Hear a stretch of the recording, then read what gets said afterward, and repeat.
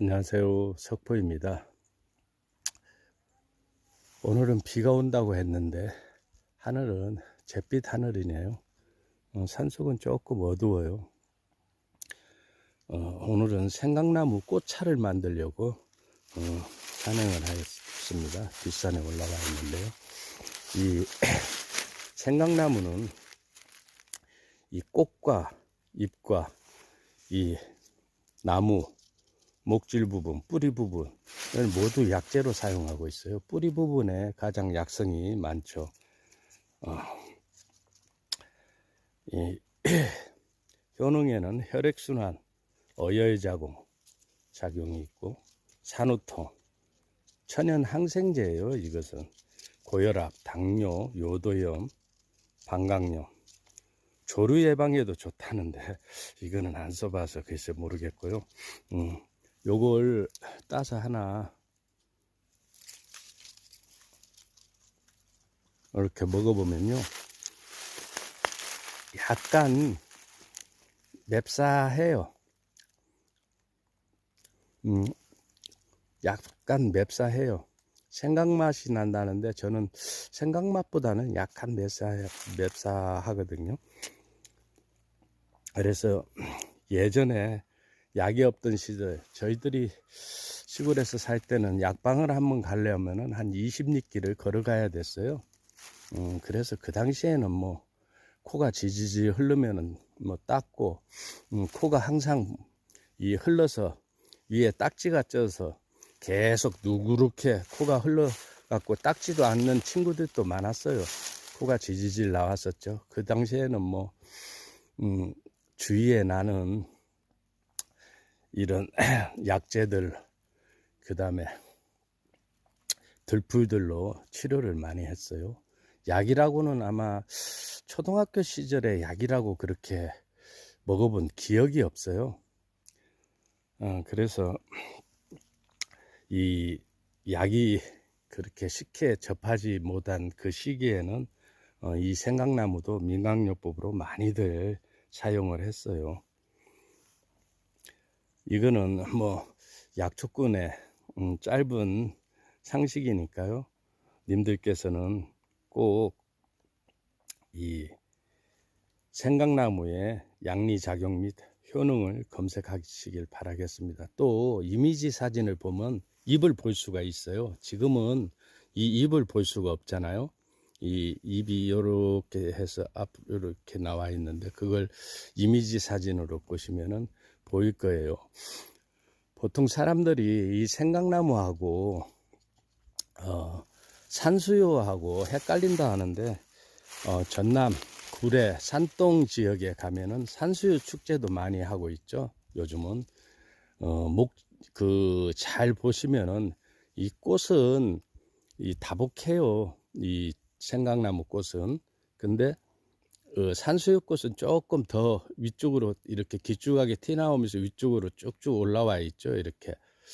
근데 이 꽃으로 구별이 힘들면은 나무로 구별하면은 가장 빨리 구별할 수가 있어요. 이 나무를 보면은 이 목질 부분들을 보면요, 이렇게 나이가 어려도 이렇게 점이 박혀 있어요. 이렇게 점이 박혀 있고요. 또 저쪽에 큰 나무로 제가 이동해서 그걸 설명을 해 드리겠습니다. 지금 올라오다 보니까 밑에는 이제 막 봉우리가 터지기 시작했고요. 여기가 해발 댐이 생기고 나서 댐 위에부터 이제 동네가 형성돼서 한 400고지 정도 돼요. 근데 지금 이게 400고지에 이게 7분 능선쯤 돼요. 7분 능선에 오니까 그나마도 차를 만들 수 있는 이 꽃이 피어 있네요. 그래서 이 목질부를 보시면은 워낙 이 가파르 가지고 보면 이렇게 하얗게 이렇게 돼 있어요. 이렇게 돼 있습니다. 올해 묵은 나무도 이 가지도 마찬가지예요. 근데 산수유는 자작나무 같이 껍질이 이렇게 벗겨져요. 그리고 껍질이 벗겨진 것도 거기에 지금도 붙어 있는 것도 있고요. 그래서 저 앞에 보면은 지금 저 죽어 있는 나무가 한 그루 있어요. 저것은 왕벚나무인데요. 저 왕벚나무 죽은 것 같이 저렇게 그 화면상에 보이실런가는 모르겠습니다.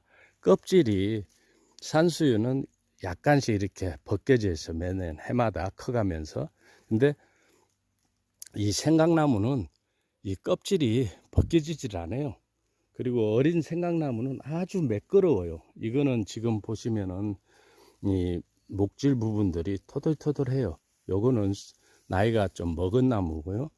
이제 어린 나무들을 보고 하면은 요런 나무들은 덜 먹은 나무들은 이 목질 부분이 매끄러면서 이렇게 하얗게 점이 박혀 있어요. 그래서 이 목질 부분만 확인해도 충분히 산수유하고 생강나무는 구분을 할 수 있어요. 헷갈릴 일이 없어요.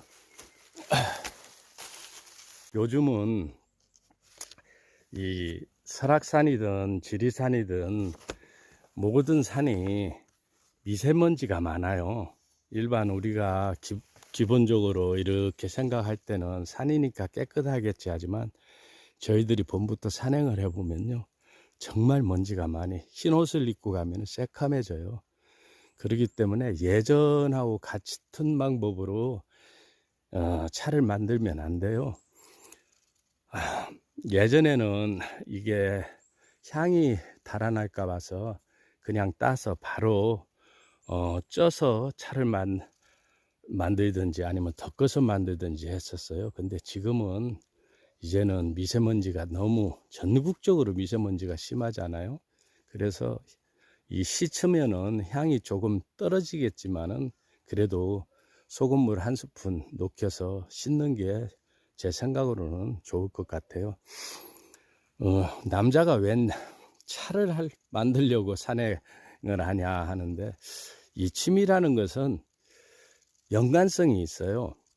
제가 수석을 하면서 차를 접했는데요. 차를 접하다 보니까 꽃차가 또 유행이 돼서 꽃차를 또 이제 관심을 갖게 됐고, 또 이렇게 그 수석을 하면서 차를 알게 됐지만, 차를 알게 되면서 다시 수석 옆에 놓을 초물이라든지 난을 하게 되고, 다시 그 옆에 더 이쁘게 놓을 분재, 소나무 분재를 하게 되고, 또 그 위에 걸어 놓을 고화들, 동양화를 또 하게 돼요. 또 그러다 보니까는 또 이제 오래된 고가구, 반다지든 장이든 사방탁자든, 그래서 이렇게 연관이 돼 있어요. 다 꾸며져요. 하나를 하다 보면은 그 하나에 심취할 것 같지만 부수적으로 같이 어울려야 될 것들을 하게 돼 있어요. 그러다 보니까 많은 취미를 가지고 있죠. 그래서 남자지만은 이른 봄 이 생강꽃이 필 무렵에는 매년 이 생강꽃차를 만들려고 생강꽃을 따로 올라오곤 합니다. 근데 이 생강꽃차, 이 생강꽃차는 만드는 방법이 세 가지예요. 예, 조금 전에도 말씀드렸지만은 물에 씻으면 향이 달아나겠지만 요즘은 미세먼지가 워낙 심하기 때문에 그냥 따서 지금 잡수셔도 됩니다. 약간 따서 먹으면 맵싸한 맛이 나요. 근데 뭐 그거 먹는다고 당장에 몸이 어떻게 되지는 않겠죠. 하지만은 이제는 세월이 흘러서 20년 전만 해도 그냥 이거 따서 바로바로 먹었었어요. 근데 지금은 그렇지가 못한 상황이잖아요. 그래서 약간 씻으면은 이 꽃에 꽃가루도 떨어지고 향이 조금 낮아져요. 바로 그냥 안 씻고 만드는 것과 씻어서 만드는 것과는 향의 차이가 날 뿐이에요. 약효의 차이는 없습니다. 그럴 때는 양을 조금, 차를 타실 때 조금 더 넣으면 그 향을 커버할 수 있어요.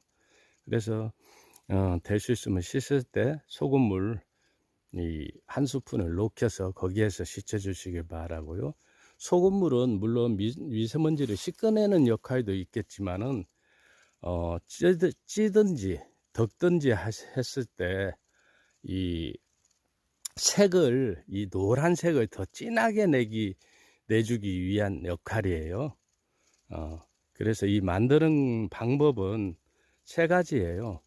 쪄서 만들기 하고 덮어서 만들기, 이 두 가지를 혼합해서 만들기. 저는 이 두 가지를 혼합해서 만들어요.